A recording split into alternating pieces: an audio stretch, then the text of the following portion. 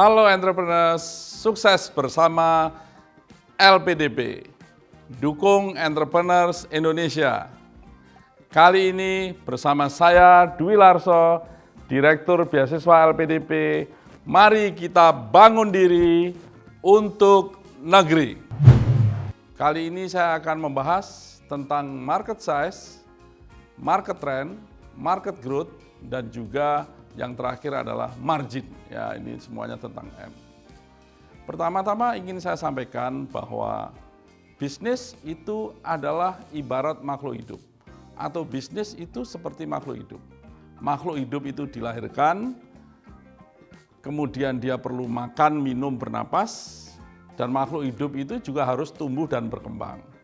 Diharapkan makhluk hidup itu punya umur yang panjang sehingga sustain waktu yang lebih panjang ya. Kalau kita ulang tahun, kita selalu diberi selamat dan harapan doa agar umur kita panjang. Demikian pula adalah suatu bisnis.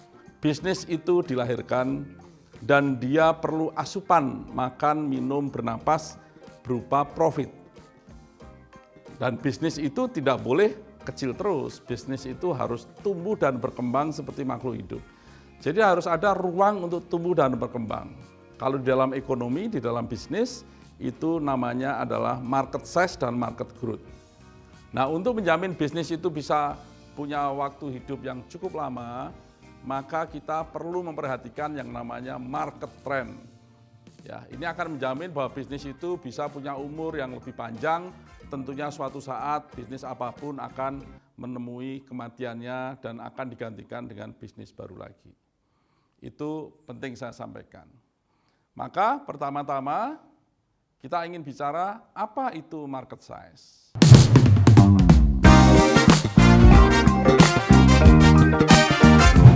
Market size adalah nilai total dari semua penjualan suatu produk atau suatu layanan di suatu pasar tertentu selama periode tertentu, katakanlah 1 tahun, berapa miliar tiap tahun yang di-spend seluruh penjualan di dalam market tersebut.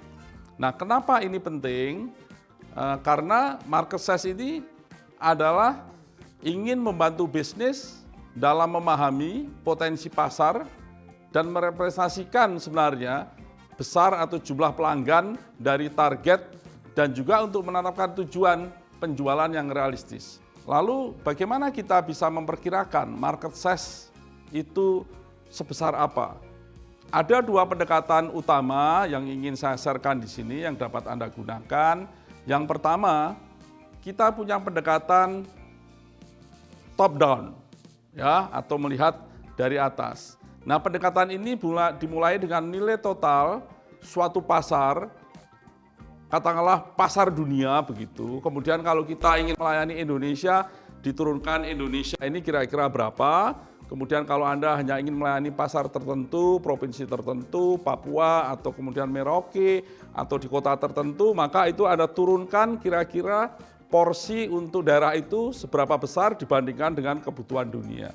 Ini yang kita sebut dengan pendekatan top down. Jadi Anda tahu kira-kira berapa besar uang yang beredar di situ untuk jenis produk ataupun layanan yang Anda ingin jual ke pasar tersebut.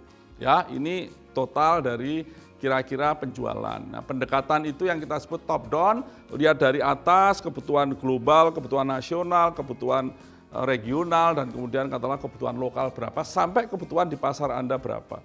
Nah, ini akan mendapatkan nilai total dari pasar Anda yang kemudian Anda bisa menentukan apakah besarnya pasar itu menarik untuk Anda atau tidak, karena Anda harus berpikir bahwa bisnis Anda harus bisa makan, minum, dan tumbuh berkembang. Ini kalau kita bicara contoh-contoh ya, ada e-commerce, ada masalah fashion, ada elektronik, dan juga barang-barang rumah tangga. Ini tentunya Anda harus fokus kepada produk yang ingin Anda masukkan ke pasar itu dan kira-kira berapa uang yang akan dibelanjakan oleh pasar itu untuk jenis produk Anda tertentu. Ya, ini contohnya Anda bisa elaborate, Anda bisa nanti lihat reference yang tentunya akan dibagikan oleh panitia atau Anda bisa dari internet ya, Anda bisa cari. Kemudian pendekatan kedua adalah yang kita sebut bottom up atau dari bawah ke atas. Ini sebenarnya Anda bisa menanyakan Anda bisa lakukan survei, menanyakan mungkin dari keluarga, dari teman terdekat, atau dari kira-kira sampel dari pasar Anda. Anda akan menanyakan misalnya produk tertentu, kira-kira Anda akan berminat atau tidak untuk membeli produk ini. Ya, tentunya Anda akan mendapatkan besaran berapa proporsi atau berapa persentase dari penduduk di area tersebut yang kemudian akan berminat kepada produk Anda. Nah, tentunya bottom up ini Anda juga bisa menanyakan, kalau ini produk baru belum ada di pasar, Anda akan bisa menanyakan kira-kira berapa harga yang pantas sehingga Anda mau membeli produk itu. Dan perkalian antara jumlah yang mau membeli secara rutin per bulan atau per tahun, kemudian Anda kalikan dengan harga jual, maka Anda akan mendapatkan kira-kira perkiraan dari market size yang ada di pasar tersebut. Dan tentunya nanti dikalikan dari sampling, kemudian dikalikan kepada populasinya. Ini yang kita sebut adalah pendekatan bottom up ya. Anda menanyakan ke calon konsumen Anda begitu, kira-kira berapa Anda akan beli, berapa sering, apakah tiap bulan atau tiap tahun, dan kemudian dikalikan dengan harganya, Anda akan dapat kira-kira market size untuk pasar tersebut. Ini yang kita sebut pendekatan bottom up.